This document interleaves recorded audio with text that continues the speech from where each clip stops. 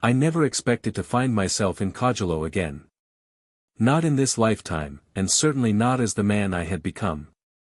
The village was still modest, still framed by the rustle of banana trees and the deep, unyielding red of Kenyan earth. But the people here walked slower now, their eyes deeper with time, and their homes, though still humble, bore the quiet weight of stories left unspoken. I arrived without fanfare, without the cascade of bulletproof caravans or lenses seeking meaning in every twitch of my brow. I wanted none of that here. This wasn't a place for speeches or suits. This was personal. That I stepped out of the old Land Rover alone, the sun nearly horizontal, stretching my shadow across the dusty road like an omen. The locals recognized me, of course.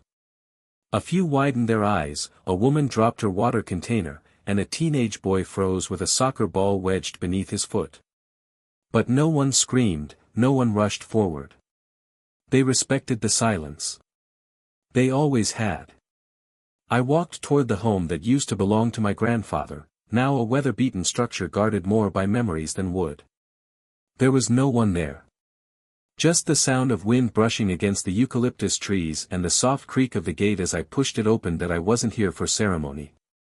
I was here for a man named Otieno Abasai. That he was a schoolteacher once. Not famous, not rich, but formidable in a quiet, enduring way. He taught my father, Barack Sr., back when the school was just one room and chalk was rationed like medicine. My father spoke of him sparingly but always with reverence. Otieno, he once said, was the kind of man who could teach you something just by staring at you long enough. I later learned that it was Otieno who, after discovering a crumpled essay my father had written about African governance, had written a personal letter to Harvard, arguing, almost begging, for them to consider the boy. He is raw, Otieno had written. But he carries fire. I'd only learned about the letter a year after leaving office. No one had ever mentioned it during campaigns or interviews. Not my mother, not my father, not even Michelle. But once I found out, I knew I owed the man more than silence. The problem was, he'd vanished. According to the village chief, Otieno had walked away from his modest home 5 years ago and never returned. No one reported him missing, not because they didn't care, but because Otieno was known to leave when he needed solitude. He was a man who trusted the rhythm of his own steps. But 5 years was a long time, even for solitude. Still, he had left behind something. That I and the chief's hut, sitting beneath a faded photograph of Jomo Kenyatta, was a box. Wooden. Plain. The kind of box you'd overlook if not for the small brass plaque nailed to its lid. I leaned in close and read the engraving, "To the one who remembers." The chief looked at me like he was waiting for a sign, some small flicker of permission. I gave it with a nod. He slid the box across the table toward me with both hands, as if handing over something far heavier than it appeared. My fingers hovered above the latch. It was odd. I'd made decisions that affected millions. I'd walked hallways where whispers could topple economies. And yet, in that moment, my hand trembled over a box in a remote Kenyan village, as though whatever lay inside might reveal a truth I wasn't ready for. I opened it. What I found inside was not what I expected. No letters, no photos, no documents at all, just a small, leather-bound notebook. A harmonica. And a single piece of paper with 7 words scrawled in careful, aging script: "Come find me where the air forgets." I stared at those words for a long time, not because I didn't understand them, but because I did. The phrase haunted me all through the night. Come find me where the air forgets. It wasn't poetic whimsy, it was a direction, though one only someone like Otieno could offer. I stayed in the village for another day, sleeping in a simple cot beneath a rusted tin roof, watching the moon cast pale lines through the wooden shutters. The locals kept their distance but nodded respectfully when they passed. One elderly man offered me tea without a word. He didn't ask why I was there. Somehow, he already knew it wasn't politics that had brought me. The next morning, I set out with only a bottle of water and the notebook from the box. The harmonica, I left behind. It felt like something sacred, meant to stay where it had waited all these years. I followed the narrow footpaths beyond the outskirts of Kajalo, places where motorbikes gave up and only those with memory in their bones dared walk. The notebook had pages filled with notes on wind patterns, sketches of birds, fragments of local dialects long faded from daily use. But between them were markers, subtle references to a hill that the elders once called the place of listening, a site once used by medicine men to meditate. It had no road, only a whisper of a trail, swallowed by sugarcane fields and thorned up by late afternoon I found it. A high, windswept ridge overlooking the valley. No signs, no tourists. Just space, and silence. I stood there for a long time, letting the wind press against me like a question. Then I saw it, a lone figure seated beneath a crooked acacia tree, legs crossed, back straight, facing the horizon. He didn't move. He had the stillness of someone who'd been there long before I arrived. As I approached, I recognized the slope of his shoulders, the way his fingers curled inward in rest. It had to be him. I stopped a few feet away. He didn't look up. I was told you disappeared, I said. Otieno opened his eyes and smiled, not in surprise, but in quiet recognition. I didn't disappear, he said. I just stopped being visible. I sat down beside him without asking. The wind carried dry grass in spirals, and far below us, the village looked like a forgotten dot on a map someone had once drawn and never finished. I wanted to ask him why he left, why he had waited, why he never reached out again, but he spoke first. I watched you become who you are, he said. Not on television. In the spaces between headlines. In how you walked when no one watched. You changed my father's life, I said. He shook his head gently. No. I believed in it before he did. That's not the same thing. We sat there for over an hour, saying little. The sky began to bruise with twilight. Finally, I asked, why now? Why leave me the box? He looked toward the dying sun. Because memory fades. And legacy is not what you build, it's what you leave behind, quietly, when you no longer speak. He reached into the fold of his robe and handed me a single photograph. Black and white. My father, barely a teenager, standing beside a chalkboard, his eyes filled with fire. Otieno whispered, your work is not done. You've only just remembered why you started. As I stood to leave, he said nothing more. I turned once before descending the hill, but he had already closed his eyes again. Like a man listening to the wind tell stories the world had forgotten. I returned to the village in silence. The path down the hill felt longer than the climb had been, perhaps because I was carrying something now, something invisible yet heavy. The photo Otieno had given me remained tucked in my pocket, close to the pulse in my chest. My father had always seemed unreachable, even in memory. Now, for the first time, he felt young. Fallible. Real. Back in Cogolo, the world moved on as though I'd never left. Children chased each other barefoot down the narrow paths. Women sang softly as they stirred pots of maize meal. A man swept the front of a small storefront with a worn-out broom that had more wire than bristle left. They didn't ask what I'd found on the hill.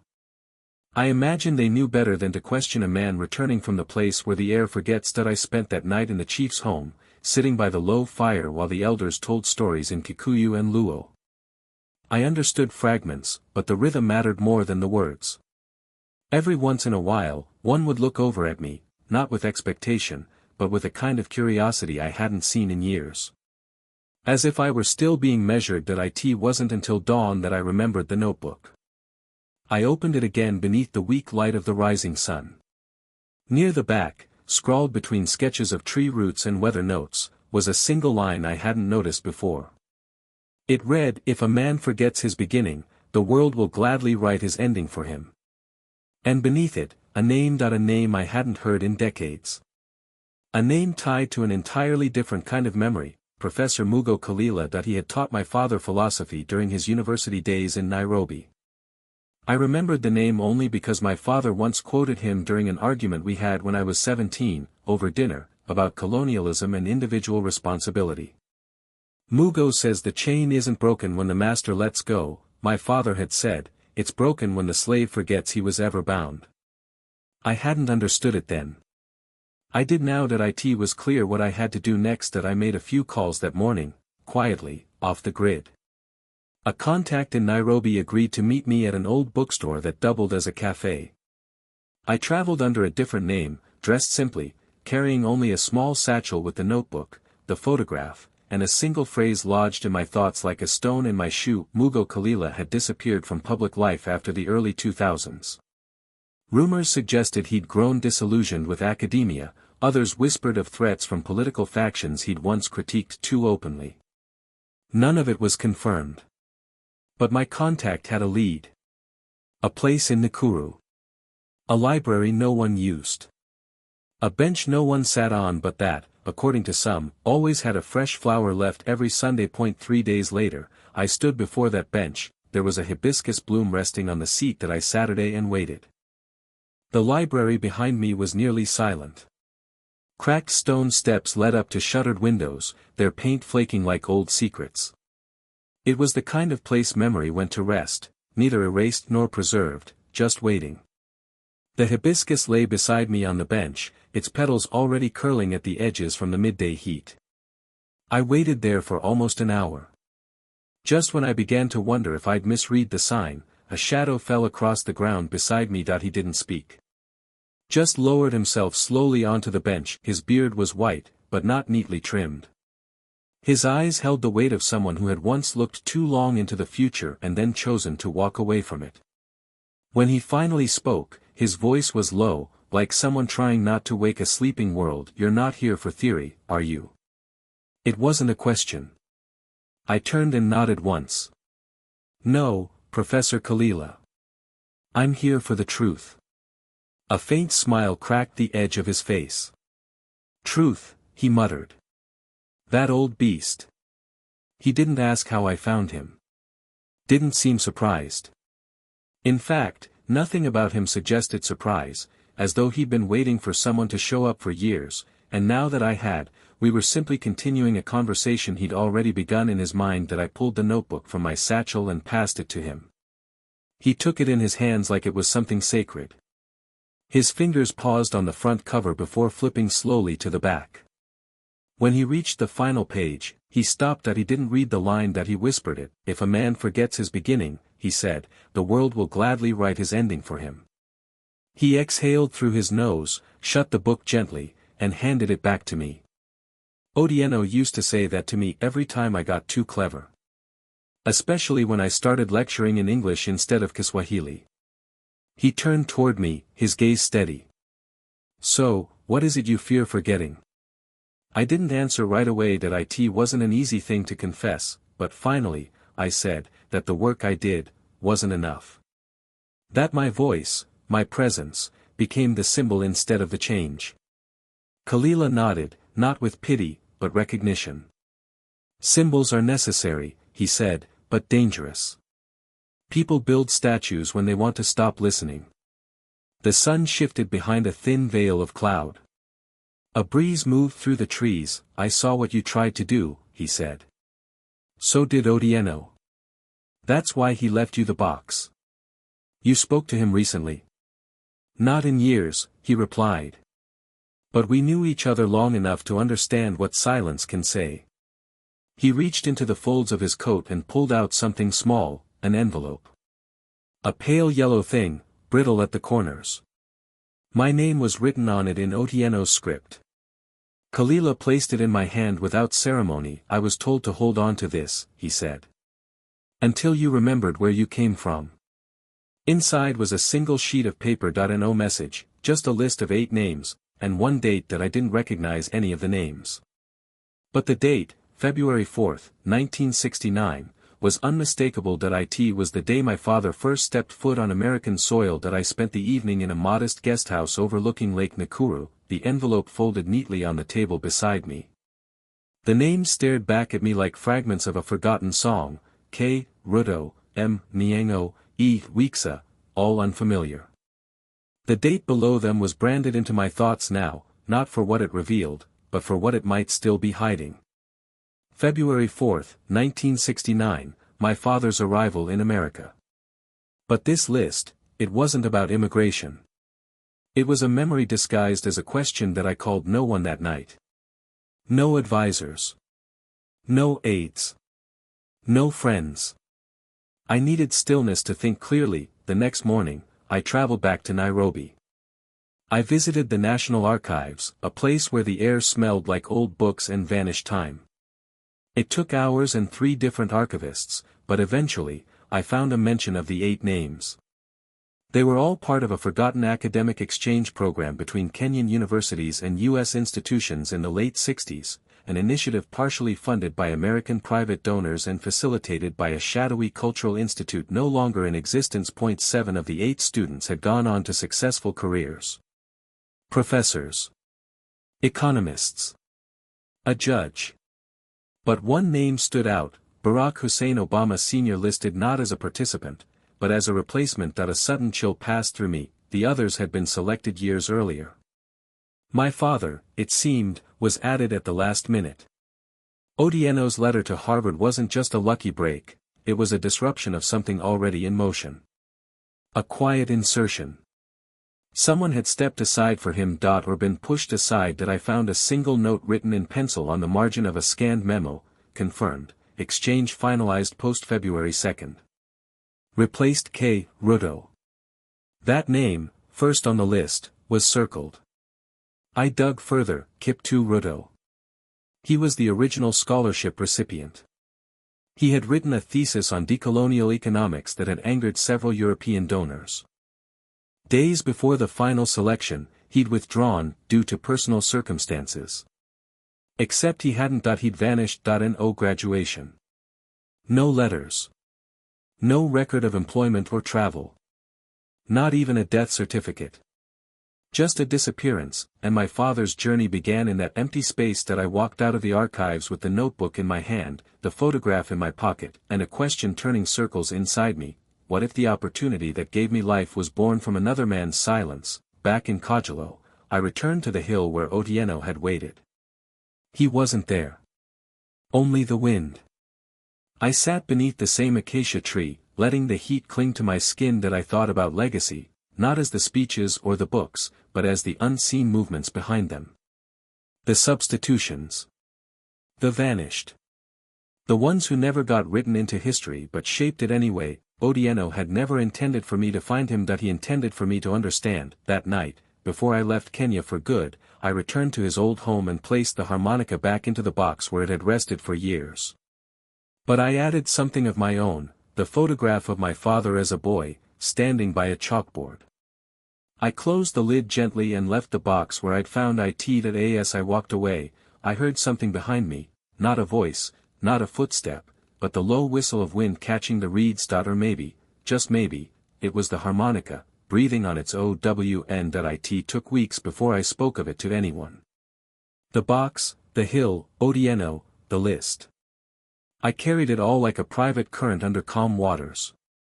On the surface, I returned to my life, the foundation events, the public speaking, the occasional late-night conversation with foreign leaders who still addressed me as Mr. President, though I hadn't worn the title in years. I smiled, I nodded, I gave polished answers. But in quiet hours, when the noise faded and I was left with only the soft ticking of a watch I no longer checked for time, I felt the weight of what I'd learned pull at something deeper than memory. It touched the part of me that still searched for meaning even after 8 years in the White House. One evening, as rain tapped against the windows of my office in D.C., I sat staring at the photo of my father Otieno had given me. The boy in that image didn't know about Harvard, or Hawaii, or the ripple he would send across oceans. He didn't know he'd father a son who would one day stand on Capitol steps and say, "Yes, we can." He only knew the blackboard, the chalk in his hand, the fire in his chest. But somewhere along that path, another boy, Kiptu Ruto, had disappeared into silence. I found Ruto's niece after several months of searching. She worked at a small agricultural bureau in Eldoret. Her voice trembled when I first said his name. Uncle Kiptu never came home, she told me. One day he just wasn't there. My mother said he went to America. My grandmother said that was a lie. Did anyone look for him? I asked. She was quiet. Then, we couldn't. In those days, people vanished for having ideas. If you searched too loudly, you joined them. I asked if she had anything of his. A photograph, a letter, a book, she said. He wrote poems. But only one survived. She emailed it to me that night. It was untitled. Short.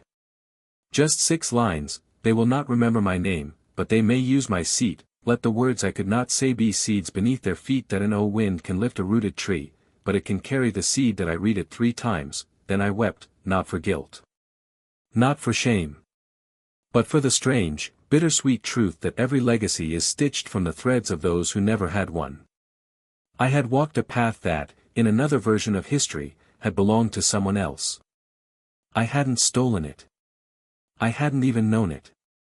But now that I did, I couldn't unsee it, and I couldn't stay still. That I, in the months that followed, I returned to Coggelo not as a visitor, but as a student. I asked questions. I listened more than I spoke. I began working with local leaders, not to build monuments or museums, but something more enduring, a quiet institute of oral history, designed to collect the stories of those who never made it into textbooks. We named it the Listening Hill. The old acacia tree stands at its center. Beneath it, there is no statue of me. No plaque with my name. Just a bench. And the words from Rudo's poem etched into the wood. Odieno never returned. Or if he did, he left no sign. But the box remained, and with the village chief's blessing, it became the first artifact in the institute. People still visit it.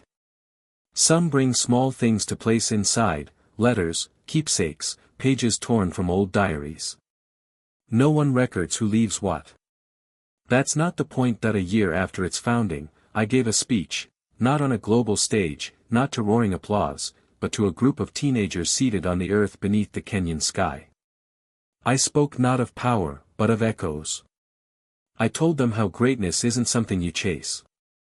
It's something you inherit, quietly, from those whose footsteps you didn't hear, because they were too busy walking ahead of you. I told them about Kiptu Rudo, and when I finished, a girl with dark eyes and a red ribbon in her braid stood up. She asked, if you were never meant to be the one, does it change who you are? I didn't rush my answer. No, I said. It changes what you owe. That night, I sat under the stars and finally played the harmonica. I'm no musician, and the tune was clumsy at best. But the notes hung in the air like something old remembering itself. That I didn't play for the cameras. That I played for the vanished, for the ones who left benches behind instead of thrones, for the quiet ones who teach us that memory isn't what we keep, it's what we choose to pass on. And in that moment, the air did not forget that it sang.